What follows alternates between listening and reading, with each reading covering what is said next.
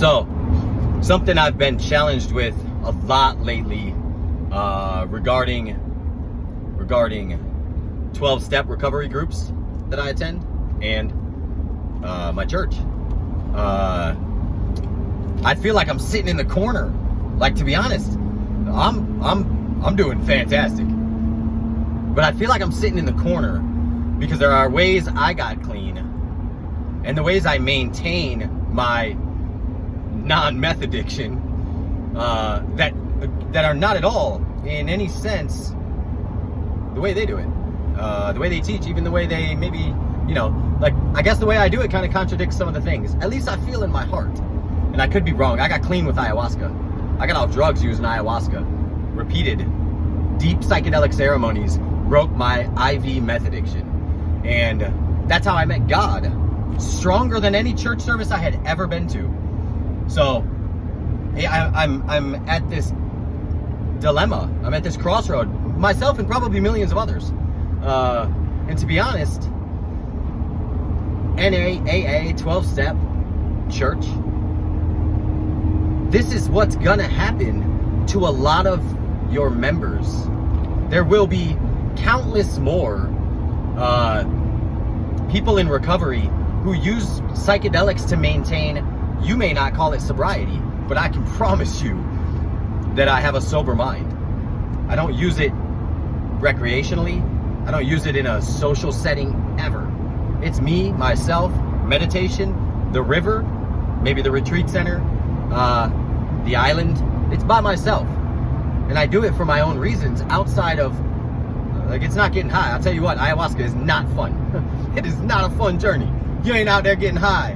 Promise you that. 5-MeO DMT I've used to get past some of my stuff. I don't dare use that regularly. Psilocybin quite often. I don't mean regularly. I mean I have quite often. San Pedro. I'm looking into a Ibogaine ceremony in Costa Rica, a retreat center that might provide me with a scholarship to attend. So these are ways that I've maintained. I was a homeless, actually, as a matter of fact, this is the area right here. I don't know if you can't even see out the windows. I'm at Denton 19. To that, me talking about this right now, this is where it got as bad as it could possibly get as far as my drug use. And I had every reason in the world to stay clean. Prisons, a couple times, watched best friends, absolute best friends die. Best friends die from drugs. Family members, I mean, you name it, and it was there. They're still out there dying. Some of my absolute best friends are down these roads, and they are dying. They've tried everything. And I was fortunate enough, and I've tried to bring them to these retreat centers. I've tried to bring them, to a secure, safe, psychedelic ceremony, and they're just not ready. So I'm stuck at this area where I can't share my testimony. I can't even so much relate. Not that I don't do step work, not that I don't follow Jesus, not that I don't follow other religions or their ways. I don't follow any religion, really. I follow the teachings of the ways that they communicate with their God, the ways that they become something greater than themselves. I don't knock anybody else's religion because mine is only a belief. That's it. That's all ours is. Aside from that, I'm stuck at this area where I can't share my testimony. And I can't share the truth about my testimony in church or 12 steps because that's not the way they do it. So I can't necessarily go in there and promote psilocybin when that's not where people are at right now. That's not how they got clean. That's not how they might stay clean. So I'm sure there's a bunch of you guys out there who are feeling the same way, maybe who had the same problems. I went from living in these woods, man, to owning a business and doing things like I pay taxes. I pay a lot of taxes. It's weird. It's not that makes you not a drug addict, but it's just, it's such the other side. And it's thanks to ayahuasca allowing me to create a deeper connection with God, showing me how much more there is to this life. So much more to this life than what I thought. And that was pretty quick, and a vast and an immeasurable appreciation for my existence and my creator, the creation, recognizing the creation and my place in it, part of it, absolutely part of it. A tree in the forest, that's what I am. But I'm a person, you know. So it's just, I just wonder if there's a lot of other people out there going through it, man. And, you know, I feel like I can't even post to some of these addiction and recovery, you know, sober today, a lot of these groups I'm in, because I don't know how they feel about it. And really, to be honest, as far as sobriety, you know, groups go, you can't outcast the people who use psychedelics to stay clean, because we have done every other thing we possibly could, 90 and 90 countless times, sponsors countless times. I mean, you name it. Not that it didn't work, maybe it just wasn't time. So I feel like, in a sense, there's a period, and we're right here. We are right at the time where, to be honest, church and, like, you know, 12-step, maybe not even 12-step, but recovery and religion is going to have to usher in psychedelics, because that's how we're finding our God and our sobriety now. Nothing else has been working. Not that 12 steps doesn't work. Not that religion doesn't work. It works for some.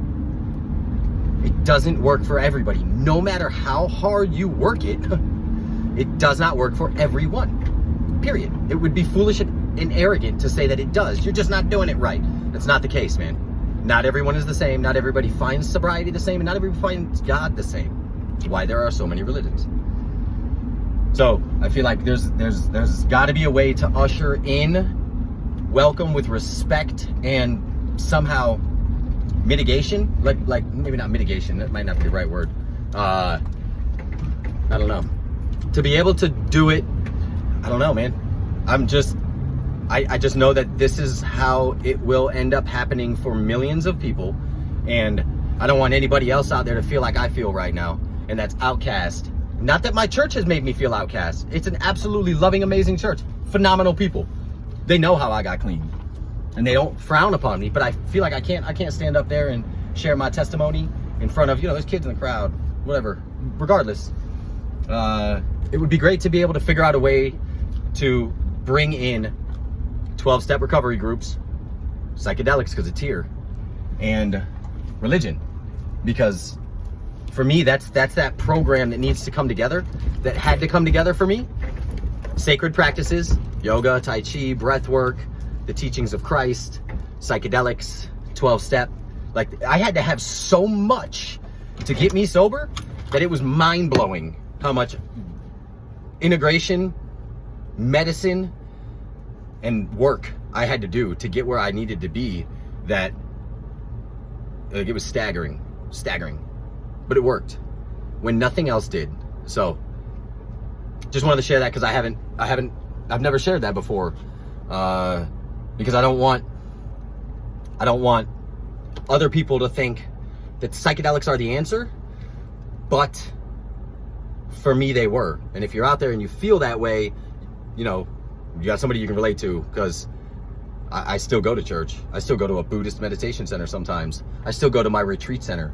I still use the medicine to help me believe in myself. And I know they say that Jesus can provide all that. I know. I found that in psychedelics. I know that the 12 steps work. I found that through psychedelics. So, whatever.